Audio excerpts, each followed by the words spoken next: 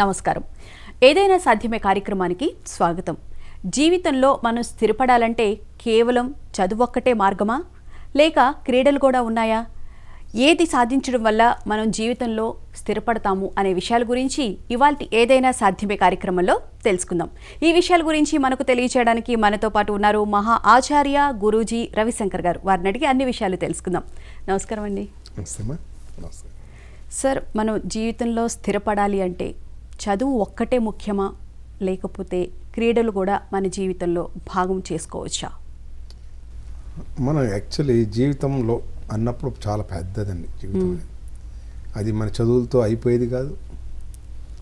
అంటే చదివేశానంటే జీవితం అయిపోదు కదా. అలాగే ఇంకొకటి చూడాల్సింది ఏంటంటే, మనకు జీవితంలో ఎందుకు జీవిస్తున్నాం అనే ఫండమెంటల్ క్వశ్చన్ వేసుకోవాలి.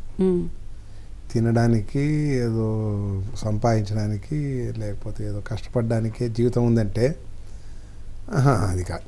జీవితం అంటేనే ఒక ఉత్సాహం, జీవితం అంటేనే ఒక శక్తి, జీవితం అంటేనే ఉల్లాసం. ఉత్సాహంగా, ఉల్లాసంగా, చాలా హాయిగా, స్వతంత్రంగా తన యొక్క భావాలన్నింటినీ పెంచుకుంటూ ఎదగడం జీవితం. దానికోసమే చదవడం కూడా, ఏది చేసినా దానికోసం. అది లేకపోతే మిగిలిందంతా కూడా మనం ఏం చేసినా కూడా బూడిదలో పోసిన పన్నీర్లాగా. అందుకోసం మనం జీవితంలో దాన్ని అనుభవిస్తున్నామా అనేది ముఖ్యం. మొట్టమొదటి ఆ అనుభవించడానికి ఒక డైరెక్ట్ కనెక్షన్ ఏంటి అంటే క్రీడలు, ఆటలు. ఇవన్నీ ఏంటంటే మనకు ఒక ఉత్సాహాన్ని డైరెక్ట్గా ఇస్తుంది. తర్వాత ఎప్పుడో ఇచ్చేది కాదు. తల్లిదండ్రులు పిల్లలు చదవాలా చదవాలా చదవాలా అనే ఒక పెద్ద బెంగతో వాళ్ళని ఆటలకు పోనీయకుండా, ఆటలకు పోతే పాడైపోతారు అనేటువంటి ఒక ఆడుకొని పాడైపోయాడు అనేటట్టుగా ఉంటుంది. కాదు, ఆటలు నిజంగా ఉత్సాహాన్ని ఇస్తాయి. ఆ ఉత్సాహంతో చదువుకోవడం రావాలి. ఏ పనైనా ఆటగా మార్చుకోవడం రావాలి. చదువు కూడా ఒక ఆట కావాలి. ఇన్ని ఆటలు మనం ఇంకో చెప్తుంటాం, గలాట అంటాం, అది కూడా ఆటే. పోట్లాట అంటాం, పోరాటం కూడా ఒక ఆటే. ఏ విధంగా ప్రతి ఒక్క దాన్ని ఆటగా మలుచుకోవాలా అన్నదే జీవితానికి సంబంధించిన ఒక గొప్ప కళ. ఊరికే గుర్తుంటాం. దాన్ని కళ అంటే ఏంటి అంటే, దాన్ని ఒక ఆటగా మలిస్తే అందరూ చూసి ఆనందిస్తారు, మనము ఆనందిస్తాం. మనము ఆనందిస్తూ అందరితో ఆనందాన్ని పెంచుకోవడం, పంచుకోవడం, ఇదే ఆట అంటే. ఓకే, అంటే జీవితమే ఒక ఆట అని చెప్పి అనుకోవచ్చు. ఆ ఆటల్లో ఎటువంటి ఆటలు ఆడితే బాగుంటుంది? అన్ని ఆటలు అయినప్పుడు ఏదైనా ఆటగా ఆడాలి. అయితే లైఫ్లో కొంచెం సమయాన్ని ఆట కోసమని ప్రత్యేకంగా పెట్టడం చాలా మంచిది. ఇప్పుడైతే భోజనానికి టైం ఇస్తాము, పడుకోవడానికి టైం ఇస్తాము, అలాగే ఆటకు కొంత సమయాన్ని ఇవ్వాలి. రోజు ఏదో ఒక ఆటకు సమయం రోజు ఇస్తే మంచిది.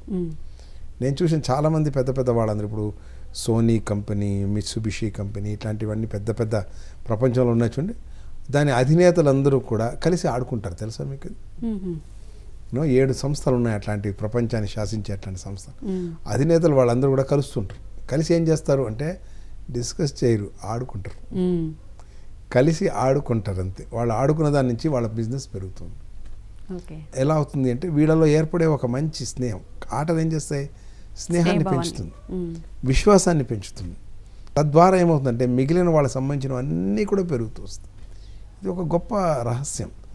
చాలామందికి తెలవక అన్నీ, ప్రతి ఒక్క దానికి ఏదో పోరాటం, ఏదో ప్రతి దానికి ఒక ఆరాటం, ప్రతి ఒక్క దానికి ఏదో ఒక పని పెట్టుకుని ఏదో చాలా కష్టపడి సంపాదిస్తేనే గొప్పది అని ఫీల్ అవుతుంది. మీరు ఎంత హాయిగా, సునాయాసంగా, ఉత్సాహంగా సంపాదిస్తారో అది గొప్పతనం. కృష్ణుడిని ఎందుకు మనం చాలా ఐడియల్గా చెప్తుంటాం అంటే, ఆయన ఎటువంటి దాన్నైనా ఆటలాగా ఆడేసేవాడు. రాక్షసులు వచ్చినా ఆయన చంపడం కూడా ఒక ఆటే. ప్రతి ఒక్క దానిలో ఉన్నటువంటి ఆ రహస్యం అంటే, ఇది ఒక ఆటే. ఈ ఆటలో గెలవచ్చు, ఓడిపోవచ్చు, కానీ ఆటను బాగా ఆడుతున్నావు లేదా అనేది ముఖ్యం కదా. అదే కదా భగవద్గీత సారం. నీకు ఫలితం కాదు ముఖ్యం, నువ్వు చేసే దానిలో శ్రద్ధగా, ఆనందంగా చెయ్యి, అంటే ఆటగా ఆడమని. అంటే ఆటల వల్ల మన చదువు మీద పిల్లలు శ్రద్ధ పెట్టరు అని చెప్పి తల్లిదండ్రులు అనుకుంటారు.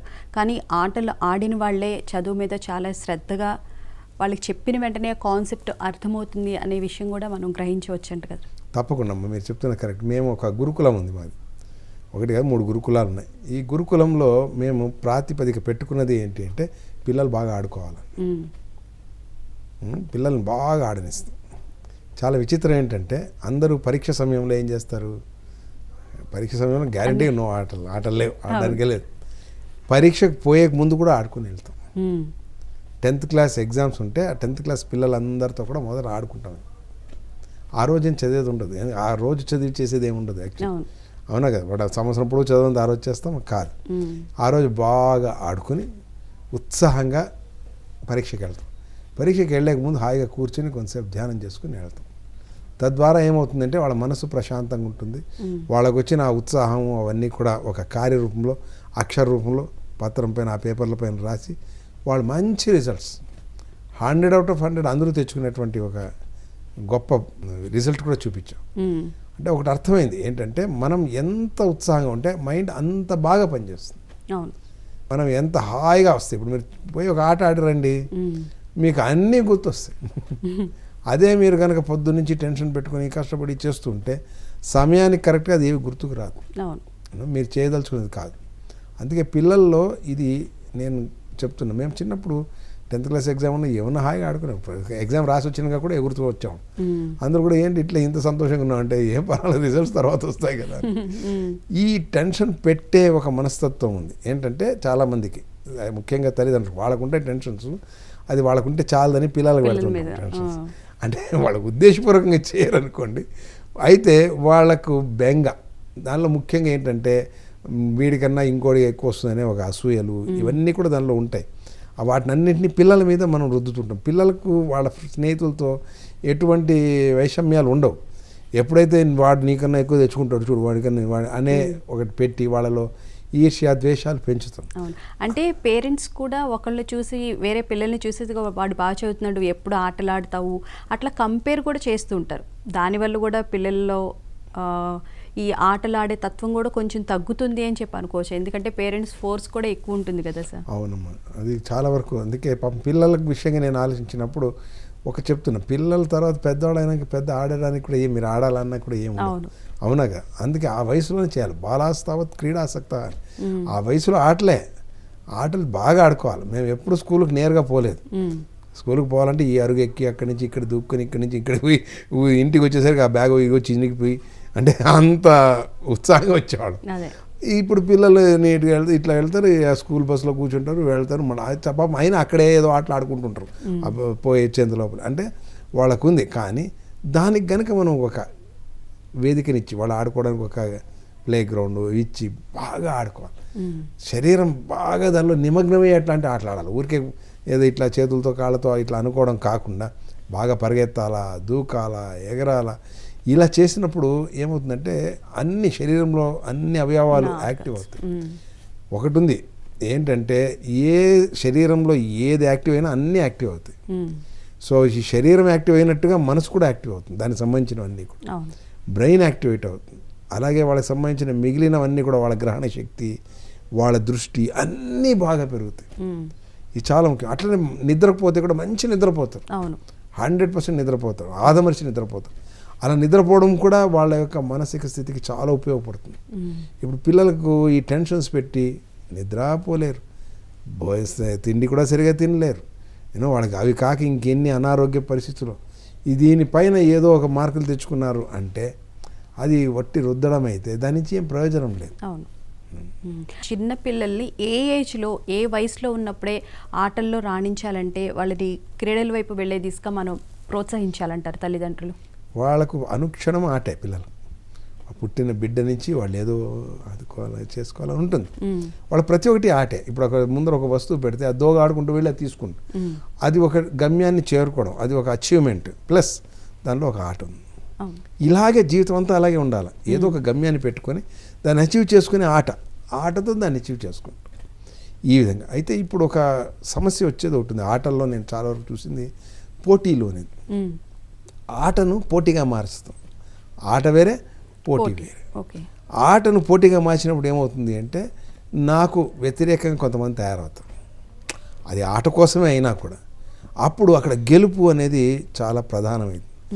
గెలిస్తే మనకేమనిపిస్తుంది, నేనేదో పెద్ద సాధించానని, ఓడిపోయిన వాడు ఏదో పోగొట్టుకున్నాడని ఇలా ఫీల్ అవుతాం. నిజంగా చూస్తే ఆటలో అందరూ బాగానే ఆడింటారు. వాళ్ళ పాత్ర వాళ్ళు బాగా ఆడింటేనే బాగుంటుంది. ఇప్పుడు ఒక డ్రామా వేస్తాము, డ్రామాలో అందరూ వాళ్ళ వాళ్ళ పాత్ర వాళ్ళు వహించాల్సిందే. అవును. అందరూ వాళ్ళ వాళ్ళ పాత్ర వహిస్తేనే ఆ డ్రామా పూర్తి అయ్యేది. ఇప్పుడు అటువైపు వాడు లేకపోతే ఇటువైపు వాడు లేడు కదా, ఏం ఆట ఆడతారు?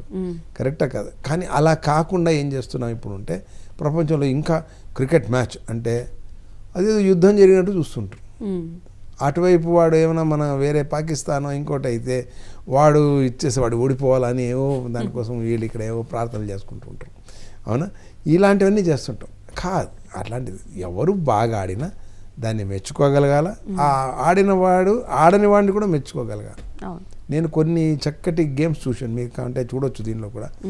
ఒక రేస్లో కాంపిటీషన్లో వెళ్ళేటప్పుడు ఒక అమ్మాయి పడిపోతే ఆ ముందుకు వెళ్ళే వ్యక్తి వెనక్కి వచ్చి లేపి మళ్ళీ పరిగెత్తింది. అది చూసినప్పుడు అది కదా స్పోర్ట్స్ కదా, స్పోర్టివ్ స్పిరిట్ అంట. స్పోర్టివ్నెస్ అనేది చాలా కావాలి. అంటే ఆ ఒక క్రీడాసక్తి అనేది కావాలి. మనం ఎంత గొప్పది సాధించినా నీతో పాటు ఉన్న వాళ్ళందరినీ కలుపుకొని ముందుకెళ్తేనే అది క్రీడ అవుతుంది. అవును. ఓకేనండి, ఒక చిన్న విరామం తర్వాత మళ్ళీ మాట్లాడుకుందామండి.